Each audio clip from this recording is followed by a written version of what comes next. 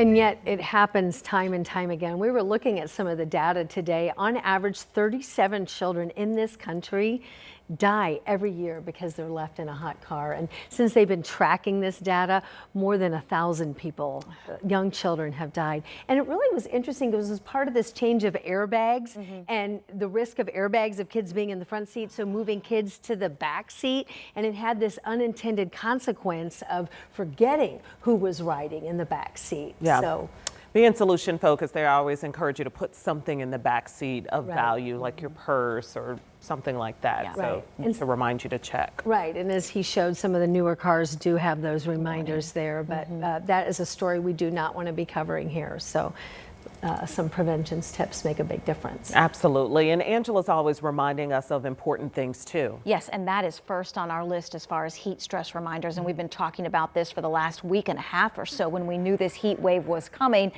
We're about 2/3 of the way through this heat wave. High heat stress, and the heat stress tips, again, start with never leaving your child or pet in a vehicle, not even for a couple of minutes. It's simply too hot. Stay hydrated, reduce that strenuous activity, or do those activities early or later in the day. And if you can, find the shade, and please check on those that might not have air conditioning. Your pets are going to need some extra attention as our heat wave continues. We remain under a heat advisory for the next couple of days. Heat index values again today were in the triple digits. You can see where the rain has had an impact today.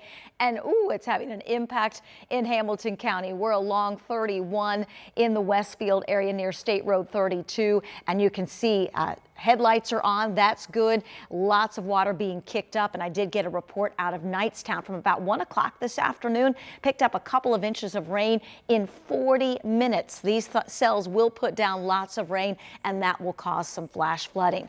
Marion County, we've got a few spotty showers north and east. Heaviest rain moving through parts of Carmel, Westfield, Hamilton County. This continues to lift north.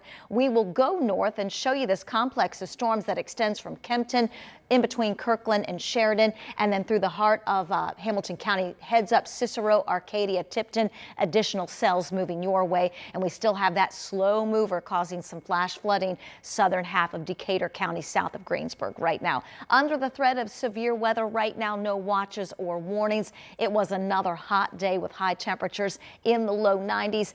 5th day in a row dealing with 90-degree heat as this heat wave continues, and we're expecting a couple of more before we finally get a break. A couple of more days, that means Thursday and Friday. Hot days with afternoon and evening thunderstorms, both afternoons and evenings. Let's get into the timeline with Future Track 13.